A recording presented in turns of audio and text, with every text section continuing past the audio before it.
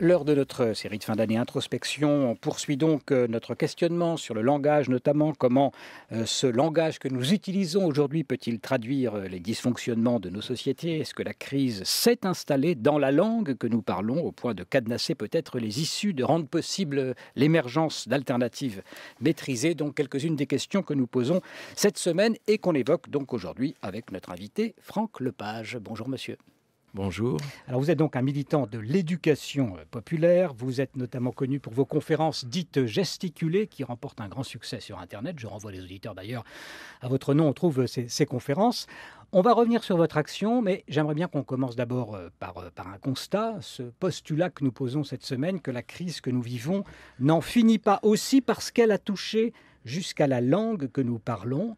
Est-ce que vous êtes d'accord avec ce constat et comment cette contamination se manifeste selon vous ? Je suis complètement d'accord. Je crois que le premier qui a compris ça, c'était un philosophe un petit peu oublié aujourd'hui qui s'appelait Marcuse, qui est un peu l'inspirateur de 68.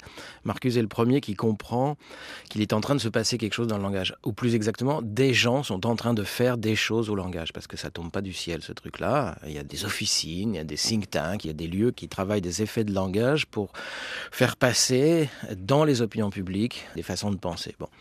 Et Marcuse comprend ce que Orwell avait compris. Enfin, Marcuse le vérifie, à savoir que quand vous voulez installer un système totalitaire, vous n'êtes pas obligé d'avoir des armées qui défilent avec des bottes.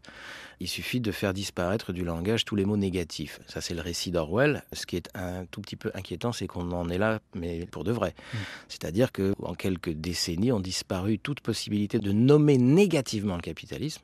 Alors, tout le vocabulaire du marxisme a disparu. Enfin, vous connaissez beaucoup de gens qui parlent d'exploitation aujourd'hui. Non, enfin, je veux dire, la gauche aime l'entreprise. La gauche est supposée rappeler que l'entreprise est le lieu de l'exploitation, sinon c'est plus la gauche. Bon. Et donc, quand vous n'avez plus de mots négatifs, vous pouvez plus penser la contradiction. Quand vous pouvez plus penser la contradiction, vous êtes plus dans une démocratie. Et donc on en est là, nous n'avons que du vocabulaire positif pour désigner le système. Le capitalisme s'appelle développement. Donc il y en a qui ont envie que ça soit durable, on les comprend. On va continuer peut-être à donner des exemples parce que évidemment là vous avez introduit tout de suite une lumière sur cette question, suppression du négatif. Est-ce que vous pouvez nous donner d'autres exemples dans le vocabulaire d'aujourd'hui de mots qui auraient disparu? Non, mais il n'y a que ça. Des mots qui auraient... Enfin, ou des mots ou des concepts ou des choses. Il n'y a que ça. On y reviendra tout à l'heure si vous voulez, mais par exemple tout le vocabulaire de la compétence, par exemple, qui a totalement envahi non seulement le monde professionnel, mais le monde éducatif, le monde associatif. D'accord, on ne parle plus que par compétence. Compétence, ça fait disparaître qualification. Or, c'est exactement le contraire. Quand en 1971, aux assises du patronat, qui sont devenus des entrepreneurs entre-temps, le CNPF se pose la question de briser le pouvoir syndical. On est 2 ans après une grève générale. Ils vont se faire aider par les Américains qui vont leur expliquer qu'il faut, si vous voulez supprimer le syndicalisme en France, si vous voulez le détruire, il faut rendre impensable la notion de métier. D'accord ? Et il faut la remplacer par la notion de compétence. Une compétence, c'est individuel. La définition d'une compétence, c'est la capacité de s'adapter en situation de changement.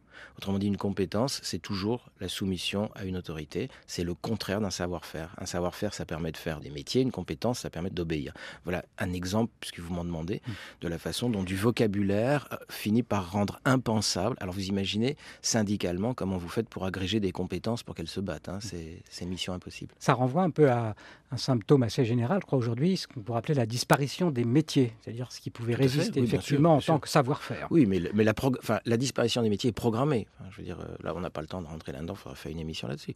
Je veux dire, il faut effectivement...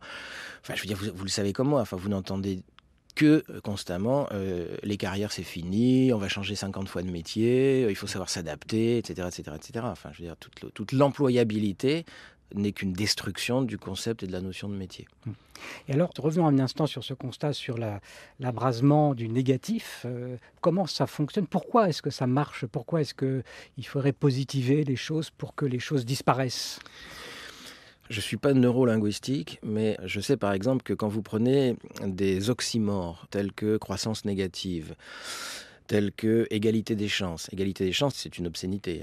Pour quelle raison? Parce que l'égalité des chances, c'est la définition même de l'inégalité. D'accord ? Mais ça s'appelle égalité. Bon, Pourquoi expliquer? Parce qu'on ne comprend pas forcément, tellement on est habitué à ce mot et à son côté positif. L'égalité des chances, ça veut dire que pour le lièvre comme pour la tortue, la ligne de départ est la même. Voilà, ça ne dit rien d'autre que ça. Donc vous avez une définition là de l'inégalité. Vous me posez la question du positif. Donc ce qui est intéressant, c'est de voir les oxymores. Sarkozy a abusé des oxymores. Enfin, je veux dire, la croissance négative, c'est extraordinaire quand même. Bon, les frappes chirurgicales, enfin voilà. Bon. Alors ça, je crois que c'est de la neurolinguistique. Enfin, il me semble que j'ai lu 2-3 trucs là-dessus. C'est que quand vous mettez un mot négatif et un mot positif, par une sorte de réflexe de survie, le cerveau va éliminer le mot négatif. Il va retenir le mot positif. Ce qui fait que si vous dites croissance négative, ça reste de la croissance. C'est juste aberrant. Vous comprenez ça, je veux dire. Mais l'inconscient ne va pas retenir négatif. Parce qu'il a peur, parce que c'est anxiogène, parce que la récession, ça fait peur, puis ils ont drôlement raison, parce que c'est un sale truc, surtout pour les pauvres. Par contre, si c'est de la croissance négative, ça, c'est sympa. Alors, tout ça, c'est le vocabulaire technocratique aussi qu'on entend encore plus souvent, sans doute, par exemple au niveau européen. J'imagine que vous avez des exemples aussi à nous donner sur un plan plus général de la manière dont l'Europe se construit. Oui, parce que l'Europe est un lieu qui véhicule énormément de ce langage. Donc si vous allez sur le site du Conseil de l'Europe, vous retrouvez curieusement exactement les mêmes concepts que ceux de la Banque mondiale ou que ceux, etc. La bonne gouvernance, les bonnes pratiques, enfin on pourrait en citer tout un tas. Enfin la gestion accès-résultat, enfin vous voyez, c'est le pragmatisme. On va arrêter avec les idées vagues, on va s'attacher à du concret, les objectifs. L'évaluation. L'évaluation, Christophe Dejour a dit que l'évaluation est devenue la modalité dominante de la domination. Enfin, Et en quoi ça serait positif, l'évaluation, par rapport à quelque chose qui serait négatif ? Parce que les gens ont tous besoin de parler de ce qu'ils font. Or, l'évaluation n'est jamais une évaluation, c'est toujours du contrôle. Le contrôle, c'est le contraire d'une évaluation. Les salariés à qui on impose des séances d'évaluation, entretien annuel de progrès, vous voyez, déjà, ils ne peuvent pas dire que ça n'a pas marché, déjà. C'est un entretien de progrès, ils ne peuvent que faire plus tout le temps. Bon. Les gens y vont et les syndicats sont gênés pour se défendre parce que nous avons tous envie de parler de notre travail. Nous avons tous envie qu'on nous écoute une fois, sauf que quand on va là-dedans, c'est pas pour qu'on nous écoute. C'est pour qu'on nous contrôle. Mais ça s'appelle évaluation. Ça n'est pas de l'évaluation. Jamais. Parce qu'une évaluation, ça ne se passe pas comme ça. Une évaluation, c'est vous qui la construisez. Vous construisez un jugement sur votre action. Vous n'attendez pas qu'un type en face vous donne des cases à cocher. Alors, je reviens à ce que vous disiez tout à fait au début, c'est-à-dire que gommer le négatif, c'est gommer la dialectique et donc finalement gommer même la pensée, la possibilité de penser, ce qui pourrait expliquer qu'on soit désemparé. Complètement. Par rapport à ce qui se passe aujourd'hui. Mais tout à fait. Et si vous n'avez plus de mots aussi critiques que nous avions encore, disons jusqu'à la fin des années 70, jusqu'à ce que le PS se fasse passer pour un parti de gauche, d'accord ? Si nous pouvions encore il doit changer de nom d'ailleurs par ailleurs. Encore. Il serait temps.